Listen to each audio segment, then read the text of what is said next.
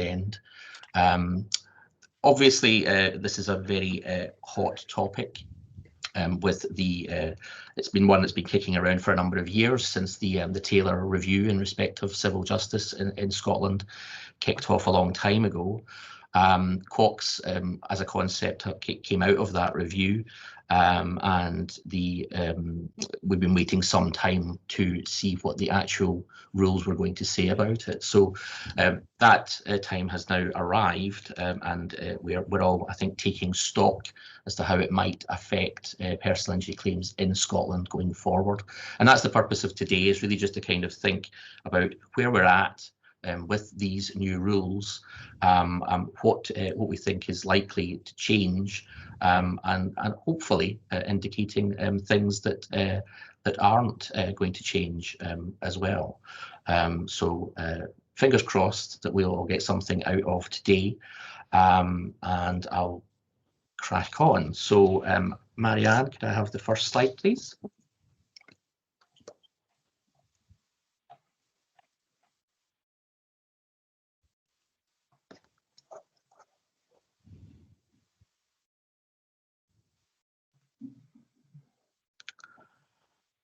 Here we go. Sorry if it's going to be a little bit slow.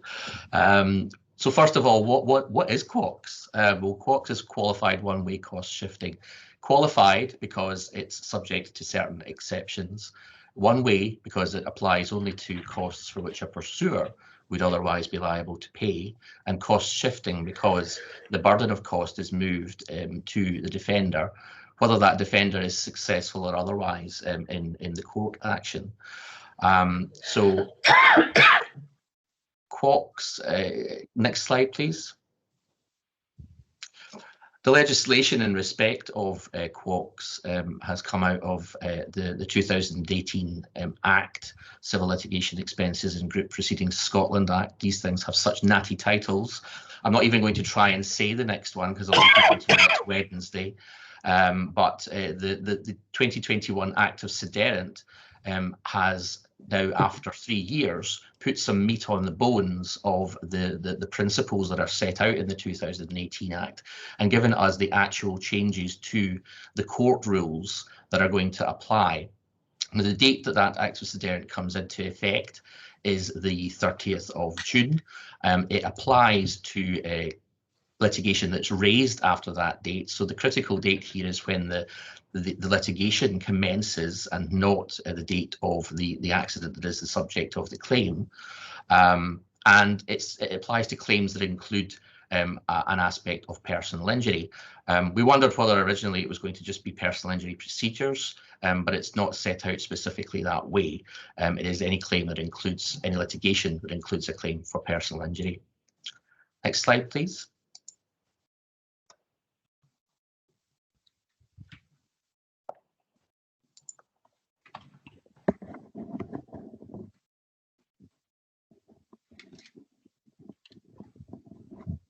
So QOCS, as a concept in a nutshell, is that the cost burden is shifted to the defender. So no costs award will be made against an unsuccessful pursuer who raises litigation and seeks a recovery. If they fail to do so, they are not going to become liable for the defence costs. Now, that is a complete change from the normal principle that the costs of the litigation follow success. So a defender that's fully vindicated in defending an action may not then recover the cost of running their defence. QOCS will simply reverse that burden and say you have to bear your own cost without lose or draw. Just a reminder to everybody, if you could have your mics muted, I'd really appreciate that, thanks.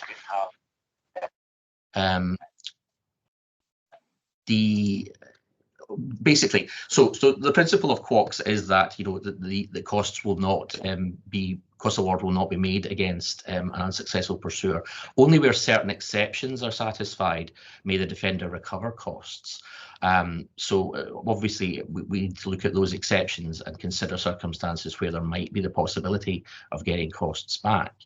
I think as we'll look at today, those are actually very much more limited circumstances than perhaps you would first appreciate. Defender must apply for costs under this procedure. I'm not going to talk about that application process today. We have made some reference to it in some blogs that we have on our website, if you want to refer to those, which will tell you a little bit more about the actual process involved. The default position is always going to be under QOCS that there are no costs awards made against the pursuer. All of this has been brought in the interests of justice. As a defender's agent, I'd say, well, where's the justice for the defenders? Where's the justice for the insurers in all of this? It could look at first glance like the rug has been completely pulled from under us in respect of any litigation recoveries and the tactics that we are going to employ to resolve these claims. So really, in those circumstances, what on earth are we going to do? Next slide, please.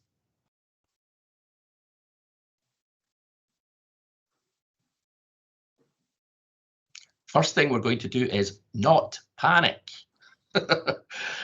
Whilst the risk profile of these cases has changed and we will have to adapt, we have to remember that litigation is not all about defence costs. There are plenty of other aspects of litigated cases that will still be relevant to successful outcomes.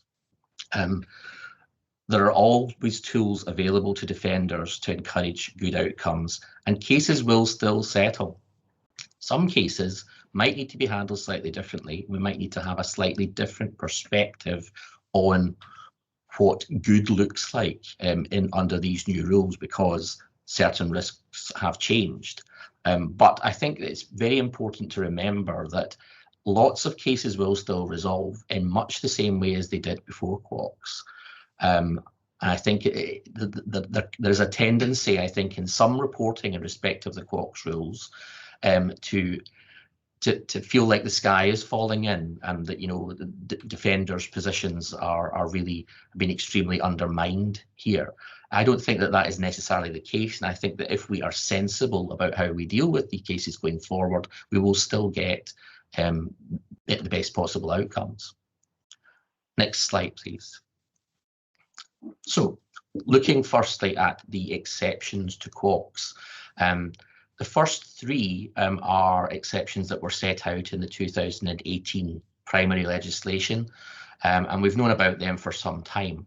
QOCS will not apply in circumstances where the pursuer has made a fraudulent representation or acted fraudulently in respect of the claim, where their conduct has been considered to be unreasonable, or where the court considers that there's been an abuse of process. There's been quite a lot, I think, said about those over the last 3 years since we saw the primary legislation, and I'm not going to focus an awful lot on them today. Again, I'd refer you back to some of the articles and blogs that my colleagues have written over the last few years on our website, and there are some very useful insights to be gained there. And what's been added in is the specific court rule provisions in respect of how the exceptions will work in terms of certain procedural aspects. And so what we've had added in now are rules in respect of circumstances where a pursuer fails to beat a tender. I'm assuming that all of you are familiar enough with Scottish procedure to know what a tender is. Where there's been an unreasonable delay in accepting a tender, where a case is dismissed on a summary decree motion, or where the pursuer abandons. And I'll come back to just talk a little bit more about the processes involved in the tender situation and the abandonment situation in a moment. Now, you can't have a QOCS seminar without talking about fraud. It's going to be a really interesting time to explore issues regarding fraud. But the first thing first in respect of fraud is, I've heard it said that QOCS in Scotland basically ends up opening up a kind of fraudsters charter to litigate willy-nilly without really having any significant consequences coming their way, and that the fraudsters out there are going to be much more gung-ho about bringing proceedings in the hope that they will manage to get something to stick and get some sort of recovery out of an insurer. Now, the exception for fraudulent representation in respect of QOCS is obviously there to try and prevent that situation. But we all know that, you know, fraud can actually be quite difficult to prove. You know, getting to a circumstance where the court is absolutely convinced that there has been fraud to the extent that they wish to disapply the QOCS rules could be quite a challenge. As we've seen in the past, in some cases, the court attitude towards fraud has been quite forgiving. Grubb and Finlay being a good example of that from a few years ago, where the pursuer made a very substantial claim, most of which was fabricated or exaggerated. And although he did achieve a very, very low award at the end of the day, it was accepted by the court that the vast majority of the claim that he had presented had been fraud. But nevertheless, they still made him an award, and there was still a discussion regarding the costs in that case. So, you know, we're not in a situation where it's not an uphill battle to try and get the courts to accept that fraud exists in any particular claim. But we have to bear in mind as well that, you know, pursuers agents are generally very aware of fraud issues and don't want to be involved in fraudulent cases if they are decent and respectable. And taking on cases that have elements of fraud in them is a very high risk strategy for pursuers agents. And I think that where we may need to change our attitude towards fraud at post-QOCS is that with those who are willing to take those high-risk cases on, and where we have bases to say it, we need to make more direct fraud challenges. I think there's been a tendency in Scottish procedure for fraud to be inferred from certain circumstances being pled, and that you can make it clear that you're going to be challenging the pursuer's case, but without actually going and using the F word. I think we're going to have to see a bit more direct, explicit mention of that, and we may need to actually start saying in our pleadings that we consider certain aspects of the case to be fraudulently represented. I think it's also important to bear in mind not only the attitudes of the pursuer's agents, who will not like being put in a position where there is a risk or that a fraudulent representation will be established in their case. They will not enjoy that at all, but also any insurers in the background. They will have to have that allegation of fraud reported back to them. This will undermine their attitude towards the prospects of success in continuing to fund the claim that is being made. And we may see circumstances where, with these allegations, funding is withdrawn, which doesn't allow us then to make a recovery, but certainly undermines the pursuer's ability to continue to prosecute their claim. So I think that it will be an interesting time to see how far we need to go with those who are involved in cases that may have elements of fraud attached to them, and what results we can achieve from that. Next slide, please.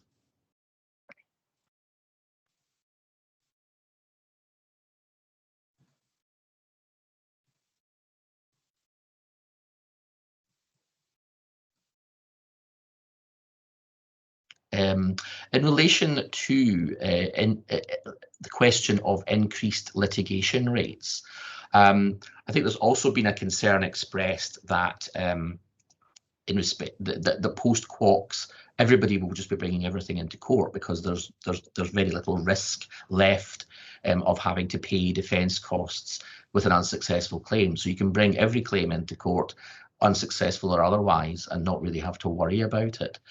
But I think that that's perhaps a misapprehension of the position that the pursuers agents actually take.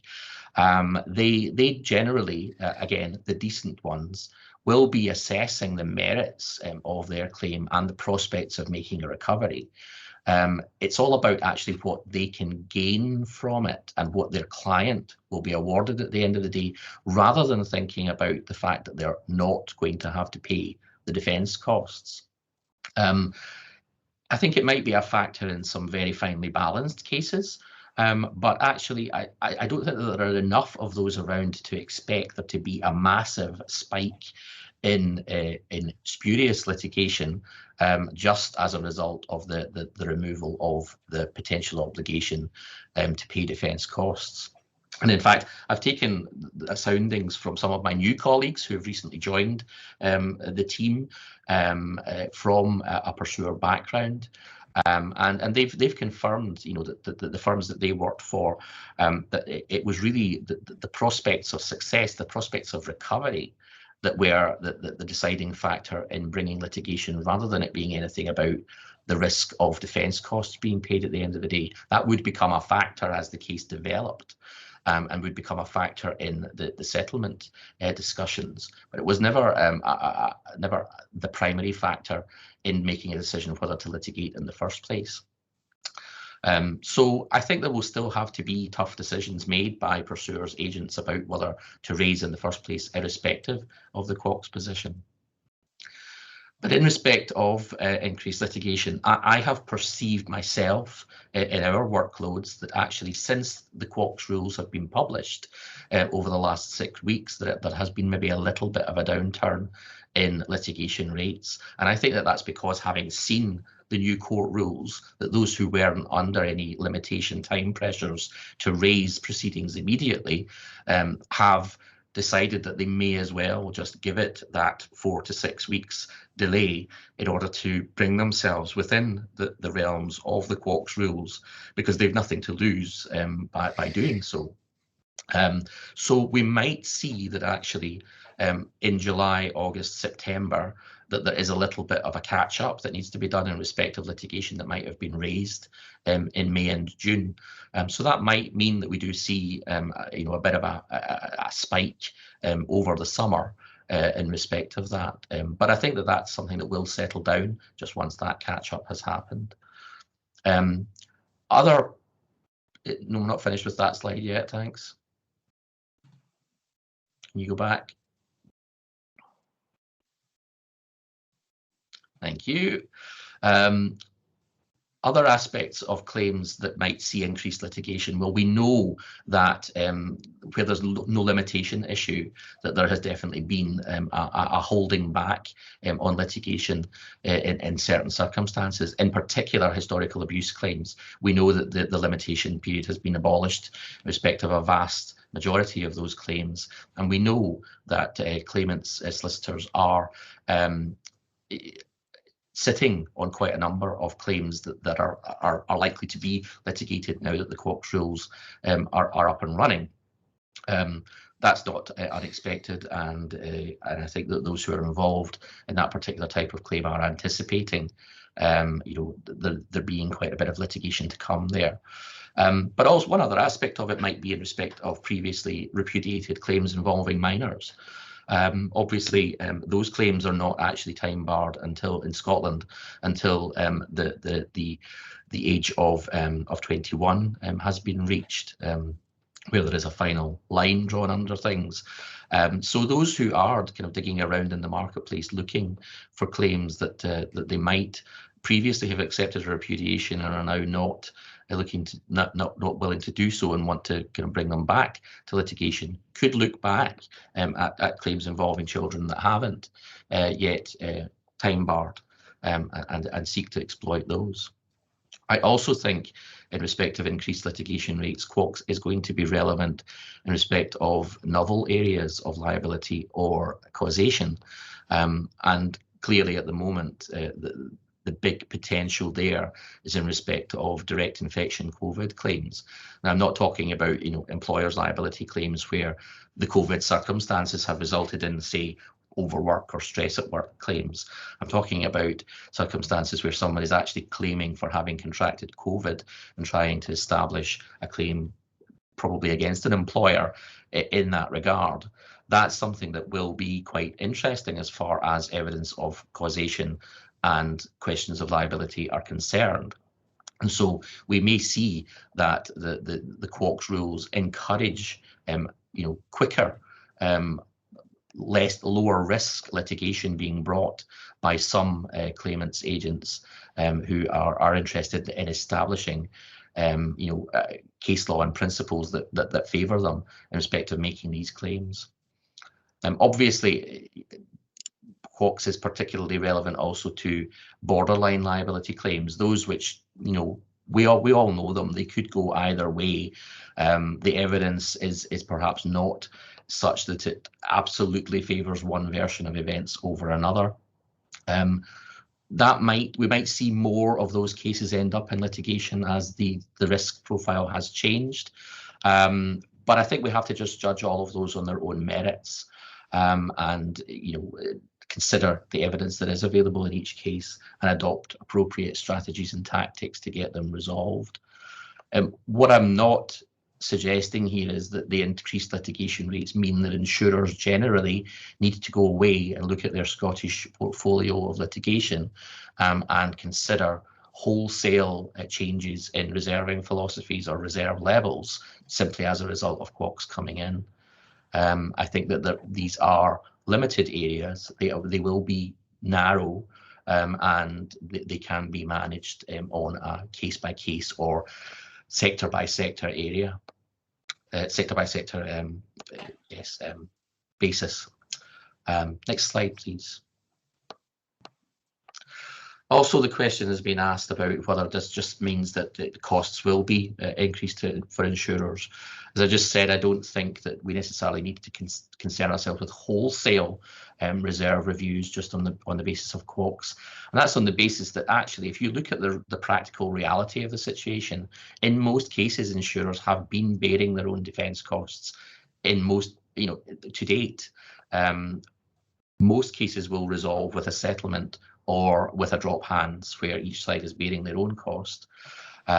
Very few cases actually have a full defence run that results in a substantial cost recovery. So I don't think that QOCS is fundamentally changing that position. It's formalising it by saying that, you know, unless the exceptions are met, the pursuer will not be liable for costs. But it's not actually fundamentally changing the practical reality that we've faced for many, many years now. Does the QOCS provide less incentive to settle, which could indirectly affect costs to insurers? Well, I do accept the position that, you know, some cases might take longer to resolve. You know, the pursuer's agent may well be emboldened by the QOCS rules, but at the end of the day, we have to manage that. And what we're going to see very much is an enhanced focus on early robust tenders. The tender is the best tool in these circumstances for cases that need to be settled. And by tendering, you are putting the pursuer's own costs and their damages at risk. And so they need to be very, very confident of their position if they are going to ignore that robust tender. And for those cases that we are not necessarily looking to settle, or if we have a tender in place that isn't accepted, we also have to remember that the going to court at the end of the day, the running of the proof, there's a lot of work involved in that. And it's quite an ordeal for the pursuer and the witnesses to do that, even though going to court these days could mean, you know, looking at your laptop from the comfort of your own living room. But there's still an awful lot of work involved in it, and we can't underestimate the hump that the pursuer and their agents need to get over in order to actually take something into court. So that's a factor that needs to be borne in mind in respect of cases where you're looking to get them to abandon or looking to get them to take a sensible tender. I don't think that simply being able to run something to proof and not having a liability for the defender's costs at the end of the day is the only factor that determines whether a pursuer is going to cave in at the end of the day. Next slide, please. So going back to the specifics of the court rules, tenders will be very important. They always have been. But what the provisions in the rules have brought in is a specific 75% rule. What that means is that in a circumstance where QOCS is disapplied, where a tender is lodged and a tender is successful, so the pursuer fails to obtain an award that is greater than the tender, then the defence costs will not exceed the costs that have been incurred by the defender and will be capped at 75% of the damages awarded to the pursuer. So obviously it's not a you get 75% of the damages back in all circumstances, but it's if the extent of the defence costs goes beyond 75% of the damages, it will be capped at that figure. So this is not a no-risk situation for a pursuer. Where there is a robust tender in place, they are imperiling it not only their right to recover their own costs, because the costs will not be payable to the pursuer's agent after the date of the tender if it is successful, but they are also imperiling 75% of their damages. Now, that will be particularly relevant to cases, say, in the category of up to, say, £25,000 having been claimed, broadly aligned with our compulsory pre-action protocol rules. Because if facing a tender of, say, £10,000 on a claim where they're trying to squeeze £12,000 out of you, it's a brave pursuer that wants to go into that with advice that, well, if we run this case, you're potentially looking at losing 7,500 of this 10 that's on the table if the cost of the case post that tender goes against you and you're unsuccessful. I think it's very important that mindset in the normal pursuer's attitude towards settlement will be that that's a high risk strategy. Some agents will advise them to take that high risk, but many will not. So tenders will still be effective and important tools to be used in our armory of achieving settlement.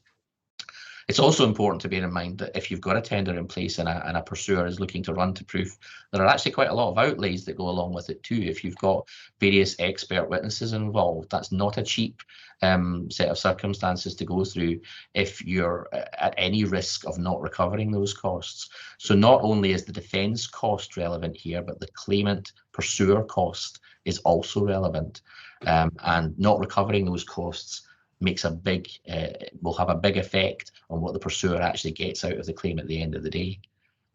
Next slide, please. So I also wanted to just mention abandonment. Now, formal abandonment of a court action, which is where a pursuer unilaterally decides that they no longer wish to proceed, used to only be allowed after the defence costs had been paid. Not just an award of costs being made, but the payment of the costs. That's no longer a requirement because the rules now allow a pursuer to seek to abandon a case, and it is up to the defender to apply for costs in those circumstances. Now, the rules are clear that the sheriff can make such award as he sees fit in those circumstances. So obviously where abandonment is taking place, there's no award of damages to the pursuer, and therefore the 75% rule can't be relevant as far as that is concerned. So there is an opportunity here that where a pursuer does abandon, that you might get your full costs. But I would expect that given the tenor of the rules generally, that the sheriff will perhaps offer some sort of mitigation of costs opportunity to a pursuer in these circumstances.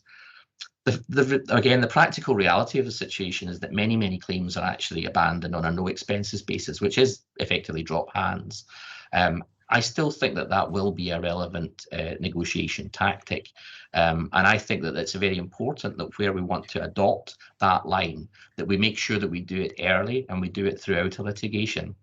And if ultimately a pursuer insists on going to proof in a case like that, or seeks to abandon at the last minute, which also happens fairly regularly, is that then an argument that the delay in accepting that position that has been on the table throughout the case amounts to unreasonable conduct? Well, given that there is provision in the rules in respect of delays where a pursuer fails to accept a tender, I think there is a fairly decent argument here that where they fail to accept a drop hands position, that you can run a similar argument and seek to say that that has been an unreasonable delay or unreasonable conduct in not facing up to the realities of the case where they are presented to you by a defender. Obviously, all of this is going to be subject to the court's attitudes, but I think that that is one aspect of it that we should be very focused upon in those cases where we are not looking to tender. Next slide, please. So, some practical tips about what we can do. The pre-litigation, obviously, claims will be in the hands of insurers at this point. And what I would like to emphasize to all of you that are handling these claims is, if we want to argue that the other side have been unreasonable, we have to be seen as super reasonable. And so what I would like to see coming through from insurers with their instructions is an immaculate timeline right from the letter of claim, where the compulsory pre-action protocol rules apply, abide by them. You know, try to avoid anything being a day or two late and making an excuse about it. Obviously, that's going to happen, but the cleaner our hands can be, the more dirt we can throw to the other side and make them look unreasonable. So try and get every deadline met. Try and make sure that every response or request for information is reasonable, and make sure that everything that is done within the rules or in correspondence is all seeking to resolve the claim without litigation. That's the overarching principle of the pre-action protocol. And it's one that in circumstances where there is a dispute about the conduct of the case, the court can be directed to. Obviously, the compulsory pre-action protocol rules only apply up to 25,000. So where it's a voluntary situation or for a higher value case, consider the principles of the protocol and try to apply them where possible as best practice. It will do your position no harm at all if the court can see that you have tried your best to be reasonable and to resolve things in an amicable way. Next slide, please. What can we do in the litigation situation? So obviously a lot of cases are still going to end up in court. We have to make sure that in light of the prospect of not being able to overturn QOCS, that we make early strategic decisions on issues like settlement and fraud. We really kind of need to draw a line in the sand pretty early to stop costs racking up and to turn the spotlight back round on the pursuer's position and get them under some pressure. Tenders, as I've said, are going to be fundamentally important in these circumstances. But I think also taking an early view about the quality of our own evidence is going to be really important. You know, there are lots of cases where you've got a feeling that something isn't quite right, and you're reluctant to make a settlement proposal because of that, and you think, well, I'll explore further and I need to look further into the evidence. By all means do that, but we have to be realistic about the prospects of getting that evidence once a case is litigated, and if it's going to fundamentally change the position. If we're not confident about being able to get evidence that's going to fundamentally bolster our defence position, we should be taking an early view about getting a tender in, because the sooner we can protect the costs position and put pressure on the pursuer, the better it will be from an economic point of view. We should be offering drop hands in those cases that we do not wish to pay. We have to continue to press the pursuer's agent on issues like that where they come back with poor responses. We're going to have to take control of the agenda. We do that already, there's no question about that. But where we are getting lackluster, poor responses, or our points are being ignored, I think we have to up the challenges that are put to pursuers' agents and draw lines in the sand, as I've said, about saying, well, if you don't respond to this or you don't deal with this point properly, I am going to rely upon this in respect of conduct and QOCS. And every time that you can turn that spotlight round on the other side and put that pressure on, you're helping yourself to get to a resolution. What we want, if we ever end up in front of a judge arguing about unreasonable conduct in a case, is to show a history across the claim and the litigation that proves that we've taken a reasonable approach at every turn. We can be firm, we can be direct, and we can be quite tough. if we need to be, but in all circumstances we have played by the rules and that we have been reasonable. And where you're in that situation, it's much easier for you, as I said, to turn things around and to point to unreasonable conduct on the other side.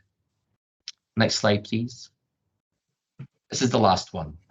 You'll be delighted to hear. I wanted to just finish by reminding everybody that all this talk about QOCS and about defence costs, it's relevant, but at the end of the day, none of us are in the game of trying to achieve an outcome that recovers defence costs. What we're in the game of doing is resolving claims on best terms. What counts as best might have to be reassessed in terms of QOCS. There might be some more cases that need to be settled that we wouldn't have wanted to settle before, but the change in the risk profile means that we're having to take a view about them. But we will still achieve the best outcome that we can on these cases. Risks and costs will be mitigated by robust handling, and we've all worked together on cases where we know that we have to take robust stances, and we have come up with strategies that are very effective to do so. Settle early where settlement is required, and refocus on economics and take a commercial approach to claims. There are still good results to be achieved despite QOCS. And I want to make sure that we're all understanding that it is not a situation where we have to fundamentally change what we do. We just need to refocus and make sure that we're adopting the best possible strategies to get the best possible outcomes. And I'm sure that we will continue to do so. So that's the end of my quick run through. Obviously, there are lots of significant issues coming out of QOCS. Generally, we won't be able to cover every single thing today, but I'm sure there will be lots of interesting developments still to happen over the next few years.